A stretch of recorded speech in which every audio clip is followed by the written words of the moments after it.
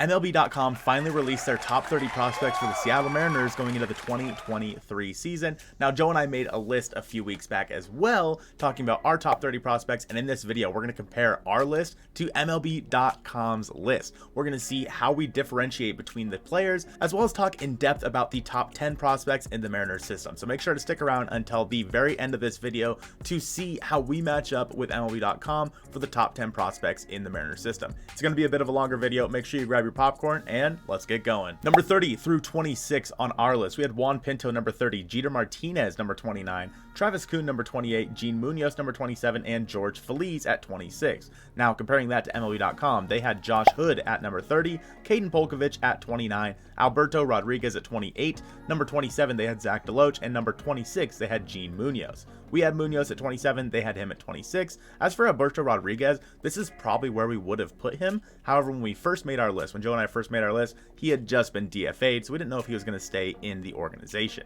Caden Polkovich and Josh Hood are both guys that we don't actually have on our list. They didn't have Jeter Martinez on their list, somebody that of course was in the international draft class in 2023, and they had a big fall off for Zach DeLoach, putting him at 27th. That is a huge drop for Zach DeLoach. Number 25 through 21, we had Cade Marlowe at 25th, which is pretty low in my opinion. I think we actually should have put him a little bit higher. We have Michael Morales at 24, Robert Perez Jr. at 23, Martin Gonzalez at 22, and Starlin Aguilar at 21. For MLB.com, they had Tyler Guff at 25, Juan Ten at 24, Chris Clark at 23, Travis Kuhn at 22, and Robert Perez Jr. at 21. Perez Jr. is the only one that we had at the same part of our list here. They had him at 21. We had him at 23. They had Travis Kuhn at 22, who we had in the lower 20s, and Starlin Aguilar and Martin Gonzalez actually fell off the list for MLB.com. We did not have Tyler Guff or Juan Ten. Juan Ten, I just feel like has been around forever. I feel like he has been in the Mariners system forever,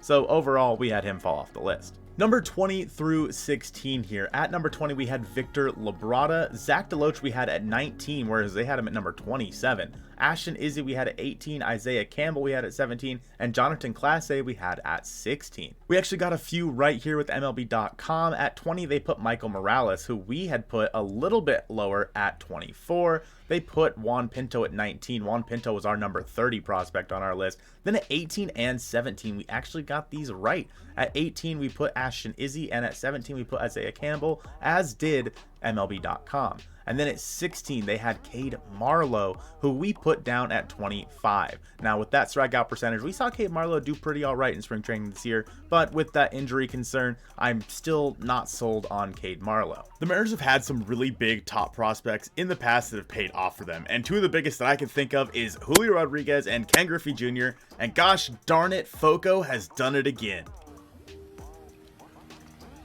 I'm tired.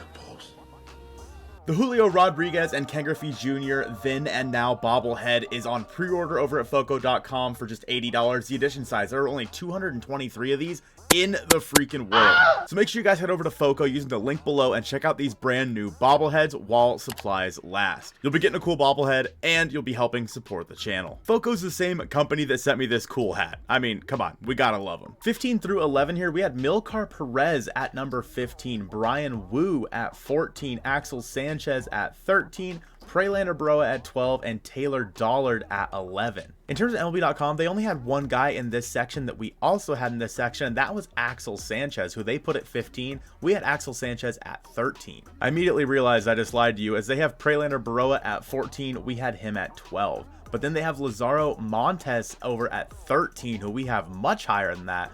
Jonathan Clase, who we had a little bit lower at 16, they have at 12. And finally, Michael Arroyo, they had at 11. Spoiler alert, we have him in our top 10. Based on this, it does seem like our top 10 is going to have relatively the same players here, just depending on ranking. And like I said, we're going to go a little more in depth on the top 10. So starting at number 10, we had Michael Arroyo, and they put Michael Arroyo at 11. So let's see what MLB.com has to say about Michael Arroyo. MLB.com gave Michael Arroyo, an 18-year-old, a 55 grade hit, a 45 grade power stat, a 50 grade run, a 50 arm, and a fielding of 50 with an overall of 45. Arroyo has garnered a lot of comps to someone like Howie Kendrick. They do expect him to probably slide off of shortstop, I would assume either to third base or second base, but overall, Michael Arroyo is one of those guys who maybe defensively is not the greatest you've ever seen, but has all the upside of a great infielder. They think that his bat is an above average to plus bat. He was number 41 in the 2022 international draft class. They have his ETA at 2027, so we are still quite a ways away from seeing Michael Arroyo with the Mariners. So he was number 10 on our list, and we had Tyler Lockler at number 9. Conveniently enough, MLB.com actually had Tyler Lockler as their number 10 prospect, so relatively, we're pretty close. Looking at Lockler, he is 22 years old. They have his ETA at 2024. His scouting grades are as follows. His hit tool is 45 grade, power 55 grade, run 45 grade, arm 50 grade, and fielding 40 grade with an overall of 45. Usually with these prospects, you'll see everyone with an overall of 45. That's just kind of like average. But it's the way that MLB.com starts to describe him here. The very first thing they say is Pete Alonso, anyone? That was the comp that MLB Network analyst Dan O'Dowd shared after Seattle selected the 22-year-old in the second round of the 2022 draft and made him VCU's highest pick in 18 years. Lockler possesses the kind of raw, untapped power the organizations covet, and it carried even more credibility after he hit 9 homers in the Cape Cod League in 2021. His calling card, obviously, is raw power from the right side that many tout as better than plus. Because of the more limited college competition he faced in the Atlantic 10 Conference, it's possible that he experiences some kinks when moving up, especially against tougher pitching. The swing is advanced, but for an aggressive power guy, there could be tendencies to overhit and expand the zone. That said, because he's older, there's a chance he could climb quickly. Lockler played for the Modesto Nuts last year, and I would assume he kind of ends up at first base. He could play third base for the Mariners at some point, but I think overall he'll be a first baseman. I've seen a lot of comps to someone like Christian Walker for Tyler Lockler, and Christian Walker had a really good year last year. Now, number 9 on MLB.com's list was Taylor Dollard, who we had at number 11. Dollard is 24 years old, and they expect him to pitch in the big leagues this year with an ETA of 2023. His scouting grades are as a fastball was a 50 grade, curveball was 45 grade, slider 55 grade, changeup 50 grade, and control 60 grade. MLB.com goes on to say that he has been touted as arguably the most reliable arm in the system, and it all goes back to the old saying of durability is his best ability. He throws strikes and has a good feel for pitching, making 27 starts and compiling a whopping 144 innings in 2022. His fastball averaged around 91 miles per hour, has an upper 70s slider that misses bats and a slower curve with a decent depth. He also throws a changeup with his 4-pitch mix, which is another reason why he could remain as a starter. He's projected to have the highest floor amongst all the Mariners pitchers in the system. However, his ceiling is probably a back end of the rotation starter. Based on what I see here, I would say he's probably like a Marco Gonzalez type, where his command and location of his pitches are going to be his biggest weapon. He doesn't throw the ball hard, and he's someone who, if he can locate, can get hitters out. But overall, I bet you he's going to rely on contact. So at number 8, we had the vanilla missile himself, Walter Ford, and conveniently enough, so did MLB.com. Walter Ford is 18 years old and is expected to arrive in the majors in 2026, so we got a while. His scouting grades, he had a 60 grade fastball, 50 grade slider, 45 grade changeup, and 50 grade control with an overall of 50. He has already reached 96 to 97 miles per hour on his fastball, and the Mariners were bullish enough to give him a $1.25 million overslot bonus after landing him in the competitive balance round B of the 2022 draft. Ford was a two-way player going into the draft, but because he was such a good pitcher, the Mariners are having him stick with that. Ford's downfall is his command, but he's still so young that if he can iron that out, he's going to be a force for a major league team. His fastball sits comfortably in the low 90s and features good riding life in the zone, though his velocity backed up a little bit in spring. He throws a solid low 80s slider that misses a lot of bats, and while his feel for the changeup is fringy, it could develop into an average offering in the future as he commits to throwing it more. Like the rest of the Mariners' high school arms taken, Ford did not make an in-game appearance the rest of 2022, a by-design effort to keep them healthy. Coming in at number 7, we have Lazaro Montes. We had him a little bit higher than MLB.com. They had him at 13. We're going to read a little bit about Lazaro Montes and why we had him so high, even though they had him at 13. Lazaro Montes was an 18-year-old international draft prospect. He also has an ETA of 2026. His scouting grades, 50 grade hit, 60 grade power, 50 grade run, 50 grade arm, fielding 50 with an overall of 45. Montes does strike out a lot, but he has light tower power that has garnered him some comps to Yordan Alvarez. He came in as a center fielder, but the Mariners moved him to a corner outfield spot where he actually played pretty well. There was possibilities he was going to have to move to first base, but overall I think Lazaro Montes could hopefully stick in a corner outfield for the Mariners. With that kind of power, we could see him putting up 40 home runs a year. At number 7 for MLB.com, they had Gabby Gonzalez, who we had at number 6. Gabby Gonzalez is 19 years old. He has an ETA of 2025. He has 50 grade hit tool, a 50 grade power, 50 grade run, 45 grade arm, and fielding at 45 grade with an overall of 50. They expect Gabby Gonzalez to end up as a corner outfielder for the Mariners, and what scouts are really excited about is his natural power. He had a .491 slugging percentage with 14 homers in 121 games. His defense is average at best, so Gabby Gonzalez is someone who's going to need to hit to get to the major leagues. One of the things that MLB.com thinks that Gabby Gonzalez needs to work on is his body and his conditioning. His defense is average but reliable, but like most young corner outfielders, if the body goes south, his production could quickly go too. Gabby Gonzalez is one of the guys that I like as a lower level outfield prospect for the Mariners compared to some of the higher level guys they have already. Again, we had Gabby Gonzalez at number 6, and MLB.com actually has Bryan Woo at number 6, who we had down at 14. We just saw Woo break into Cactus League games just the other day, and he looked okay after a shaky start. Woo is 23 years old. He has an ETA of 2024, and Jerry Dipoto has said that Bryan Woo was the most asked about player in trades this offseason. His scouting grades are as such: 60 grade fastball, 50 grade slider, 50 grade changeup, 50 grade control with an overall of 50.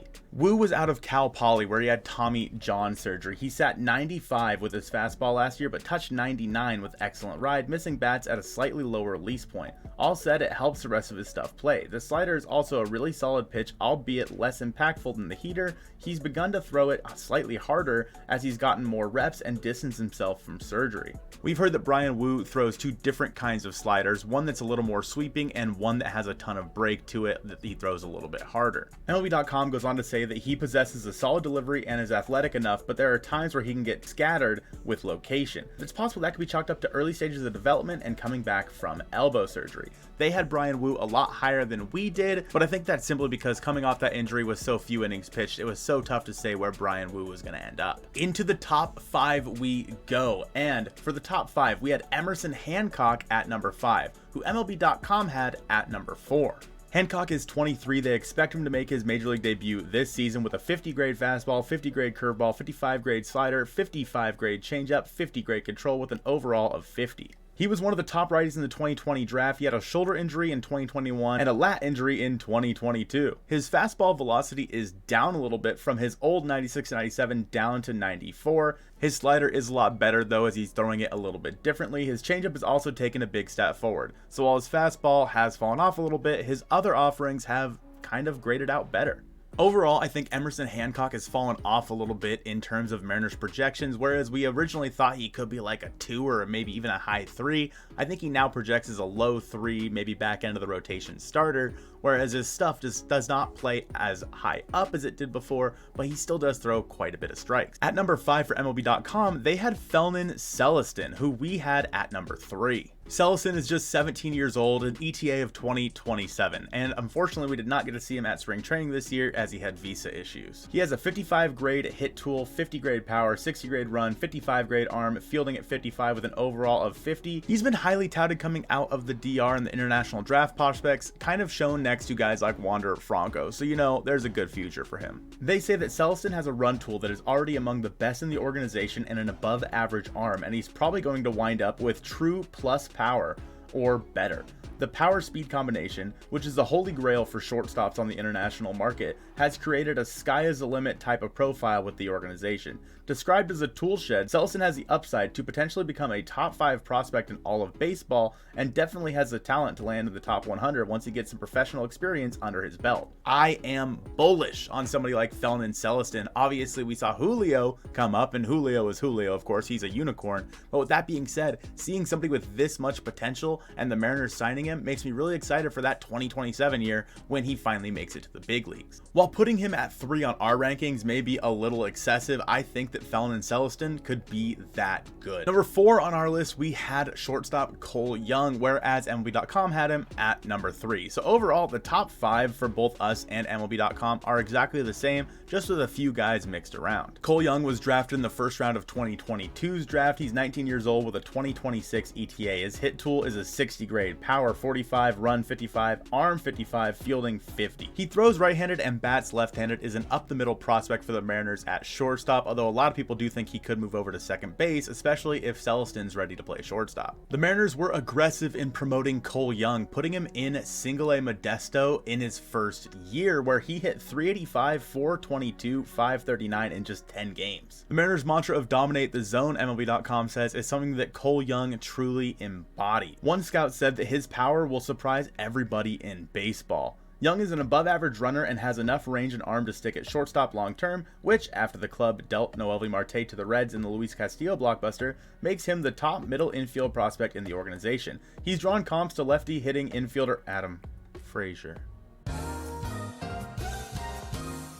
When the time comes for Cole Young and Feldman Celestin to make it to the big leagues, it'll be interesting to see which one sticks at shortstop and which one can either move to third or second base. I really like Cole Young. I think he profiles a little bit better at second base than he does at shortstop, but honestly, I'll take either. Now, number 2 on our prospect list, as well as MLB.com's, was starting pitcher Bryce Miller, who has seen so much rise in this organization over the past 6 or so months. Miller is 24, highly expected to be a number 5 starter for the Mariners by the end of the year. Bryce Miller has looked really good in camp and spring training this year, and I think that he will see the big leagues sooner rather than later. The Mariners drafted him in the 4th round, and then he jumped on the fast track by pitching his way to Double-A in his first full season, finishing with a combined 195 batting average against while striking out 11 hitters per 9.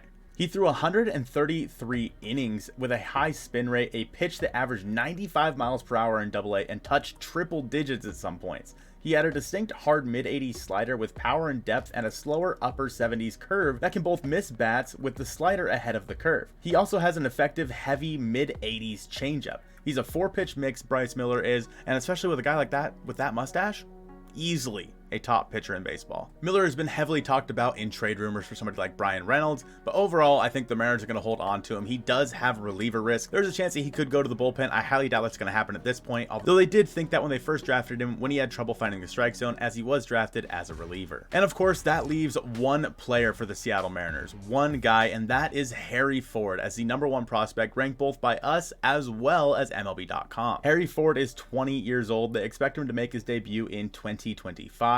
Obviously, we saw a lot of Harry Ford in the WBC this year as probably the best player on that WBC Great Britain lineup, batting 4 for them most nights. He has 50 grade hit tool with 55 grade power, 60 grade run, 60 grade arm with a 55 overall.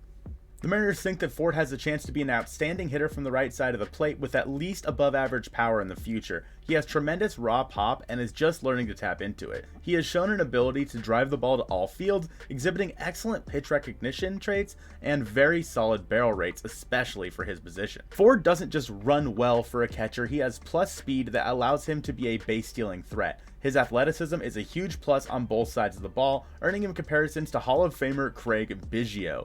Ford could be capable of moving around the diamond like Biggio did, and all-star Russell Martin. His strong arm and blocking skills point to a long-term future behind the plate, especially if he can continue to refine his framing skills. I don't think anybody can argue, especially after the WBC, that Harry Ford is the top prospect in the Mariners system. He looks so good out there, and a guy that can move around the infield like a Craig Biggio or Russell Martin. We've heard that maybe Harry Ford could go play third base on some nights, and the Mariners of course already have Cal Raleigh behind the plate, someone that we hope can stick there for quite a while, maybe sign an extension with the Mariners. But if Harry Ford can come up and be that guy as well, maybe give Cal a day off his feet and then maybe go play third base or first base or even a corner outfield position, Harry Ford is one of the biggest, and I mean biggest, prospects in the Mariners system that we have seen in a long time, especially behind the plate. Overall, MLB.com and Mariner Mojo, we had pretty similar rankings for a lot of our prospects, which is, I mean, makes me feel good, honestly.